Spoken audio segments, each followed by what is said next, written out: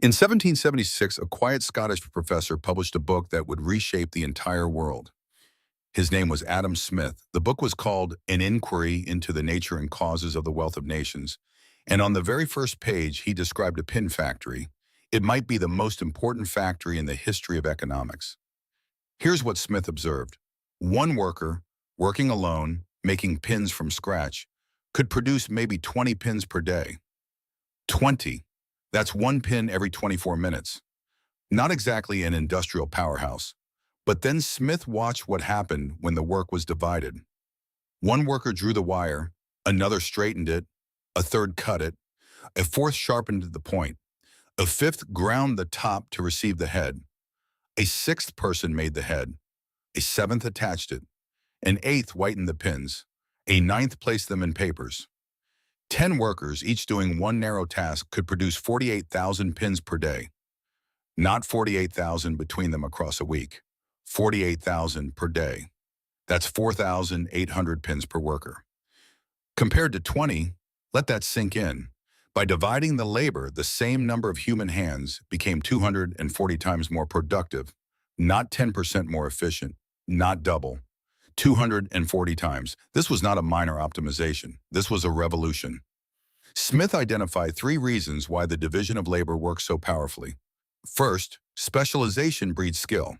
When a worker does the same task all day, every day, they get extraordinarily good at it. Their hands learn the motion. Their eyes learn the tolerances. Their body optimizes for efficiency without conscious thought. A worker who only sharpens pins becomes the best pin sharpener in the world. A worker who does everything becomes mediocre at all of them. All of it. Second, division saves time. Every time a worker switches from one task to another, they lose time. Putting down one tool, picking up another, adjusting their posture, mentally shifting gears. It might only be a few seconds each time, but across thousands of repetitions per day, it adds up to hours of lost productivity. When each worker stays on one task, those transitions disappear entirely.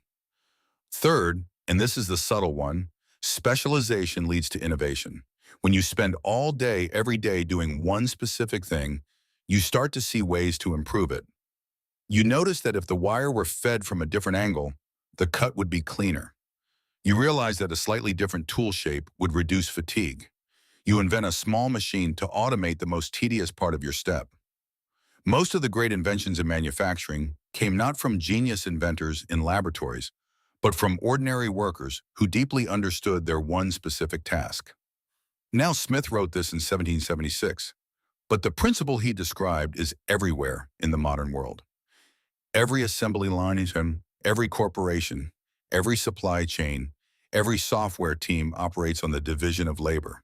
When Apple makes an iPhone, no single person builds the whole thing. Thousands of specialized workers in dozens of countries each contribute their narrow expertise. The chip designers in California don't mine the lithium in Chile. The glass chemists in Japan don't assemble the circuits in China. Each party does what they do best, and the result is a device of staggering complexity that costs $1,000. If one person had to build it from raw materials, it would cost millions and take decades. But the division of labor is not just about factories and physical products. It's the organizing principle of civilization itself. Doctors don't grow their own food. Farmers don't build their own hospitals. Teachers don't generate their own electricity. Each person specializes in what they're best at and trades with everyone else. The entire economy is, at its core, a vast web of specialization and exchange. Smith understood something that feels obvious today, but was radical in 1776. The wealth of a nation does not come from gold, from conquest, or from hoarding resources. It comes from productivity, and productivity comes from specialization. The wealthier a society becomes, the more specialized its labor, and the more specialized its labor, the wealthier it becomes. It's a virtuous cycle. But Smith was also honest about the chaos. A worker who spends their entire life doing one tiny task becomes, in his words, as stupid and ignorant as it is possible for a human creature to become. He saw the dehumanizing potential of extreme specialization 100 years before assembly lines turned it into a global reality. Karl Marx would later pick up exactly this thread and weave it into an entirely different economic philosophy. But that's a story for another episode. The pin factory is where modern economics begins. Not with money, not with markets, not with trade.